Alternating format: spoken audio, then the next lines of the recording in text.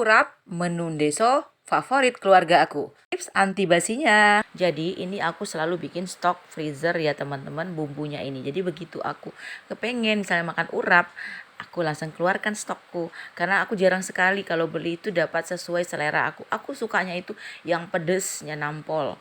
Kemudian ada manis, asin, gurih. Sedikit asam dari air asam Jawa. Sayurnya pastinya aku suka pakai daun kates dan kemangi yang paling banyak.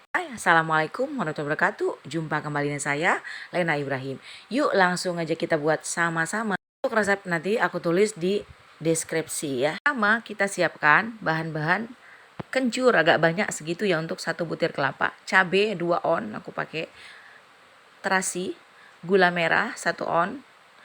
Air asam Jawa, kelapa setengah tua 1 butir yang sudah dikikis luarnya ya.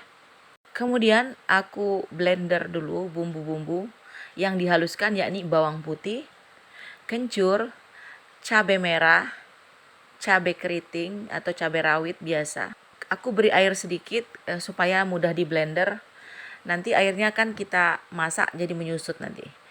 Untuk cabai sesuaikan dengan selera, untuk gula juga sesuaikan dengan selera kalian. Tapi usahakan pakai gula merah yang agak kehitaman, jadi warnanya itu agak gelap-gelap gitu ya jadinya.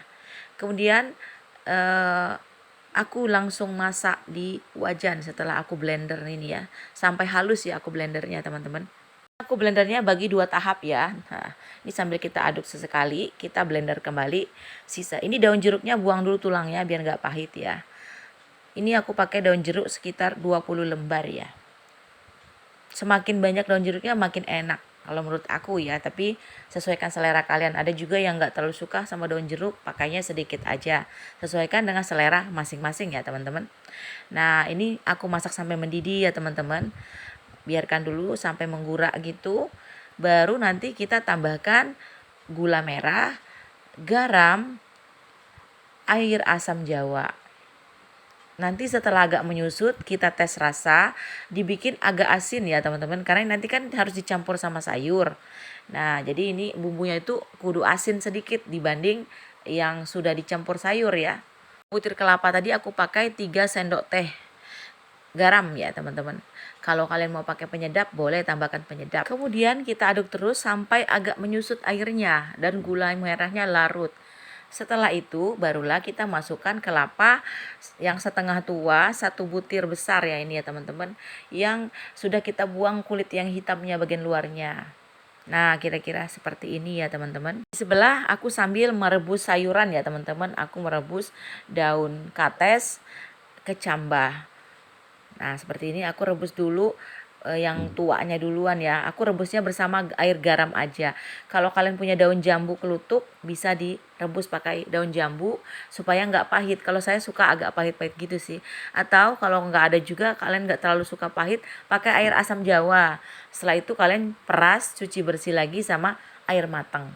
Nah ini sudah mulai agak menyusut, kalian tes rasa. Pastikan rasanya tuh sudah sesuai selera kalian.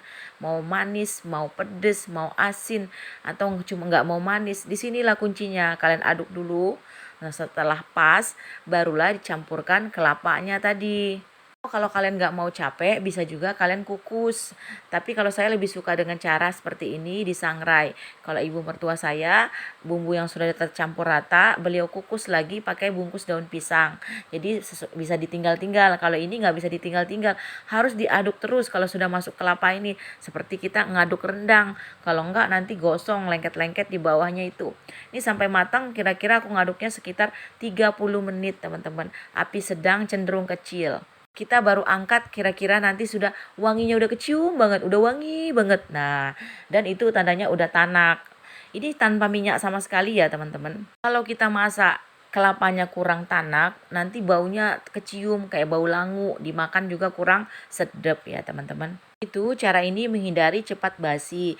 Ini biasanya dari pagi sampai besok pagi lagi tahan di suhu ruang teman-teman, nggak cepat basi. Asal jangan langsung dicampur sayurannya, karena yang mudah basi itu ya sayurannya ya teman-teman. Ketika udah dicampur sama sayuran itu nggak tahan lagi, paling 12 jam itu sudah harus dihabiskan. Setelah 30 menit pengadukan jadinya seperti ini, mulai agak kering tapi masih ada basah-basah ya, nggak kering-kering banget, dan udah kecium wangi banget pokoknya. Nah, gimana teman-teman? Kalian tertarik untuk mencobanya? Kalau ada pertanyaan, silakan ketik di kolom komentar postingan.